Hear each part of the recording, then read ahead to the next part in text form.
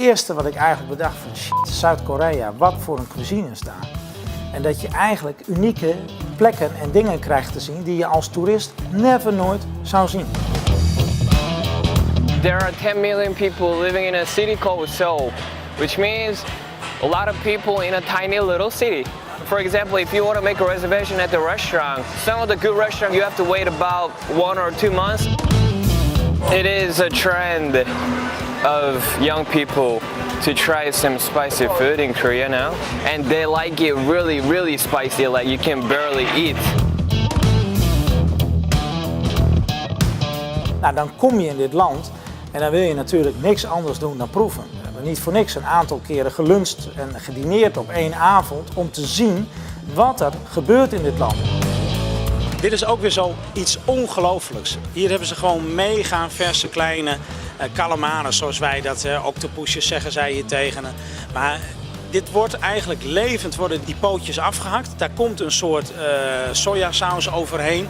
Heel klein beetje fleur de sel, gek genoeg. Dat vond ik dan weer heel bijzonder.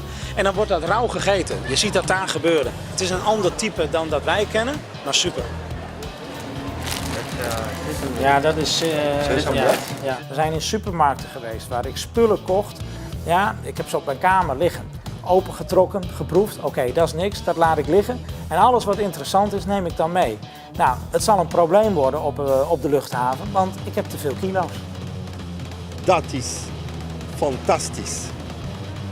Ja, dat is al de zeezout. Nee. En we zullen bekijken. Dat moet ik kopen. Ja, maar Dat kost ook niks. ja, dat is niet niks. Dat is doenjang, zo de Koreaanse miso. Miso? Miso. Deze is zo'n soort wilde plant. Do you speak English? No, nobody speaks English. No, nobody speaks English here. It's like fruity, hè? We have to need it in the salad. This is fantastic.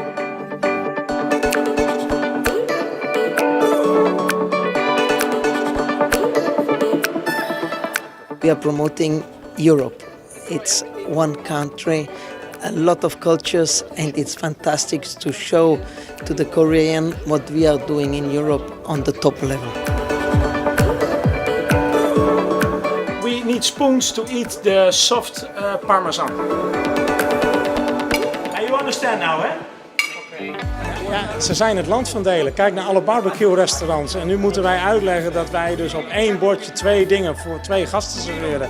Ja, ik weet niet hoe moeilijk het is, maar we zijn al een kwartier bezig om dit uit te leggen. Chef, don't worry about this.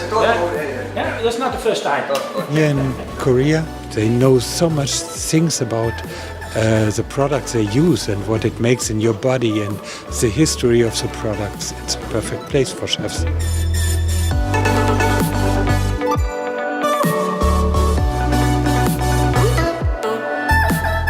Hey Christophe, je bent net begonnen. Ben je een beetje gespannen? Een beetje. I feel de chair de poule. Hij heeft inderdaad een heel klein beetje kippenvel, dus het is enorm gaaf. Dit is het eerste gerecht, dus we zijn begonnen. 260 gasten. I prepare a really simple ingredient. It's onions. We use a lot in Korea, but I prepare it with doenjang as the soy paste, using some samjang, some Korean ingredients. We are preparing the dessert. 250 people waiting for a beautiful dessert. So it's giving me all the energy. Kijk, wat ik zelf heel mooi vind, de traditie. We zijn nu een aantal dagen hier en we beleven alleen maar dezelfde smaken en dezelfde influencers, maar in zulke verschillende stijlen. Of het nou heel goedkoop is of heel duur qua restaurant, maakt niet uit. 준비하는 기간을 갖고 있는 음식 같아요.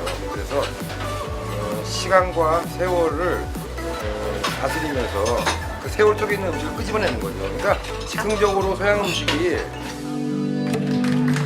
Dan kan ik ook iedereen echt vanuit mijn hart aanbevelen om een keer culinaire trip te maken naar dit continent. Zuid-Korea is eigenlijk zoals wij 15 jaar geleden waren.